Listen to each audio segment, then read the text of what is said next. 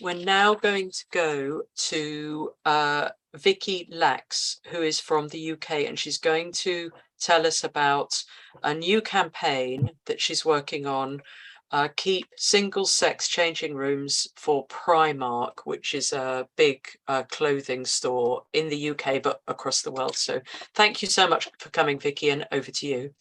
So if we could just pop through to the next slide, that would be fantastic. And I will just in terms of the background, in the UK, most clothes retailers, so the likes of Primark, Zara, H&M, have adopted mixed sex changing rooms. In my experience, and I have worked for a retailer, it's been done fairly surreptitiously. It's been done without consultation of female customers, or more broadly in terms of the impact of women and our sex-based rights. And many retailers, particularly in the UK, are being given incorrect guidance around our legislation. So they either partner with Stonewall or gendered intelligence. So what we've ended up with is fundamentally a situation where women and girls in the UK are not able to try clothes on in a space where there are men, however they may choose to identify. So just to give just a quick overview on Primark. So Primark are they're fast fashion. It's high volume. It's relatively low cost. Demographic is women and girls. Lots of young women enjoy shopping there because they can get the latest trends, for pretty good value. What's not to like there? Primark, I suppose, just to give a bit more of a background, is they're branching out in partnership with a fairly leading UK breast cancer charity, which again, good news on one level. They have a range of clothing called Pride, and they do give, I believe, 20% of the profits from that range to Stonewall, albeit they haven't answered my questions around that. Now, again, in terms of where we've ended up with Primark, is it kind of there was quite a big splash in 2019 when Primark opened 2 new stores in Hastings and Bluewater. And that was the time when their changing rooms became mixed sex, albeit they call them gender neutral.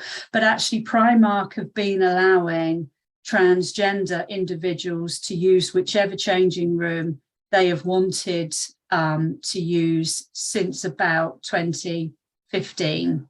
So the background to all of this and why are we going after Primark is it's been fairly well documented since about 2007 that there have been instances of male sexual violence against women and girls in Primark stores and in Primark changing rooms. So in March 2022, an ex-Metropolitan policeman was convicted of voyeurism, having filmed a woman getting changed in the Wandsworth store. He'd put his phone under the gap at the bottom of the changing cubicle that she was using. So he was given a suspended sentence. He's on the sex offenders register for 10 years. He is subject to a sexual notification requirement for 10 years, which includes that he cannot use a mixed sex changing room for a decade. But what was more worrying, I think, with the trend of some of these men is that it then gets found what else they've been doing. This individual had extreme pornography at home, showing, pretty extreme images of children and animals. So for many of these men, the voyeurism that they're doing or undertaking when they're in Primark changing rooms is kind of the tip of the iceberg. So Primark, one of the other things that happened, just to quickly share with you, was a security guard who was working for Primark. He was employed by somebody else.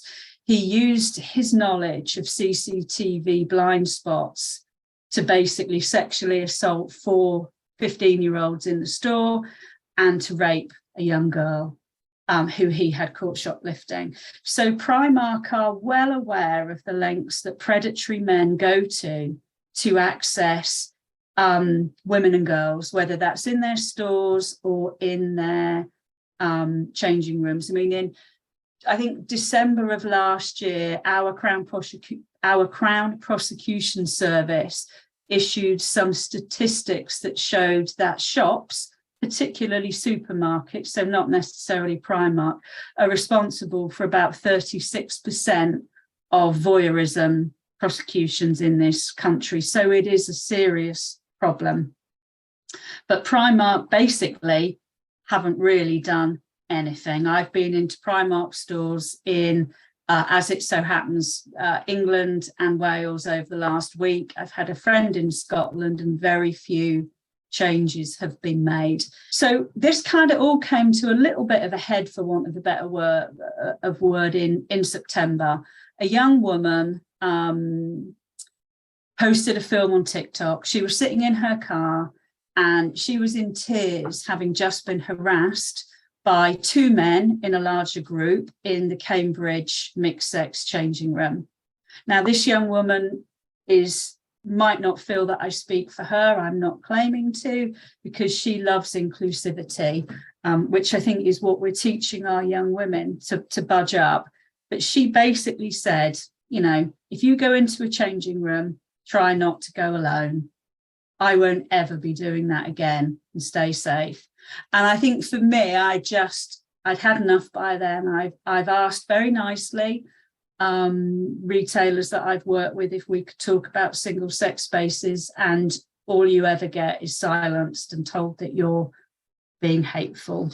So what Primark then have said they were doing is they provide a dedicated woman-only changing area. So everybody got really excited, why wouldn't we? Till they confirm that by women, they mean men who say they're women. So their signs are very misleading. I went into one Primark earlier this week in the county that I live in and spoke to one of the shop floor staff who basically said, well, if a man wears a dress, he will be allowed in. Primark won't answer how they're going to stop predatory men accessing spaces where women and girls of all ages will be in various states of undress, trying their clothes on. They are trusting, and these are their words, they are trusting customers to make the right, to choose the right changing room. So, I think certainly from the women that I'm speaking to, it doesn't feel good enough. Primark have known for a long time that this is an issue. Our legislation, the Equality Act 2010, absolutely allows for single-sex spaces, but they are digging their heels in terms of reinstating them. These are just the changing rooms that I've been in. So this is Cardiff. Last Saturday, I was at Ophelia doing a little bit of research in my lunchtime. You could quite easily film something there. The curtain isn't secure. It's really flimsy. Again, relatively close to me. Same curtain arrangements, but you can still film under, you could still film somebody under that changing cubicle. This is possibly where we're going to try and use some levers. So Primark are owned by a company called Associated British Foods. They're an international conglomerate. They're not on Twitter.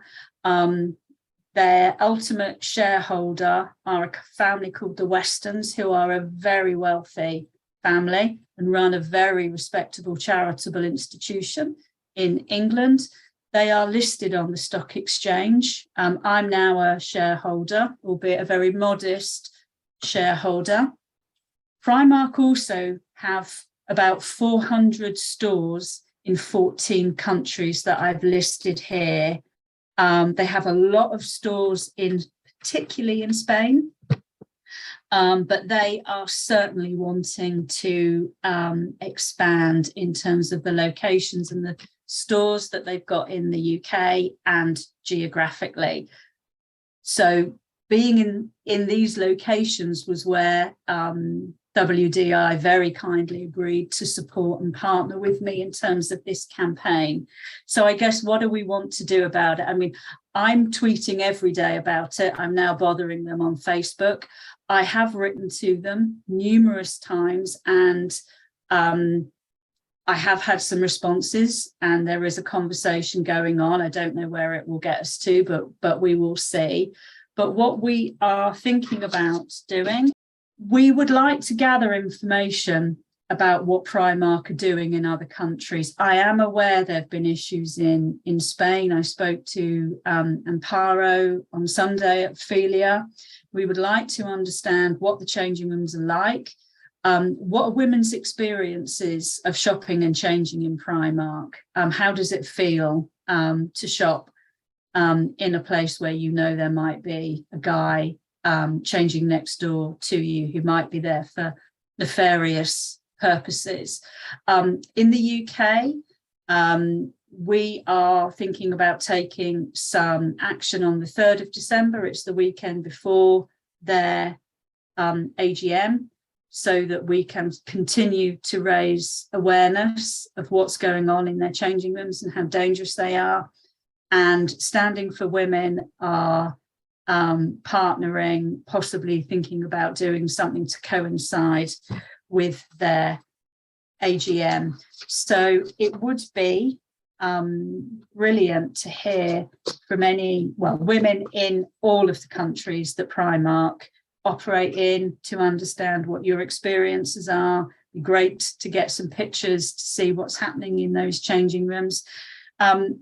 I mean, I get we're fighting on all sorts of fronts at the moment, and Primark are by no means the only retailer that we want to go for and we want to change.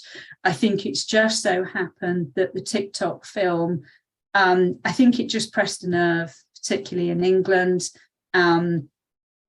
So that's kind of why we've gone for them. But I suppose our thinking is, if we can get one to change, then we might have more luck with others. And there always has to be a first. But huge thanks to WDI, to Joe and Bernadette for being so supportive. It's been very much appreciated.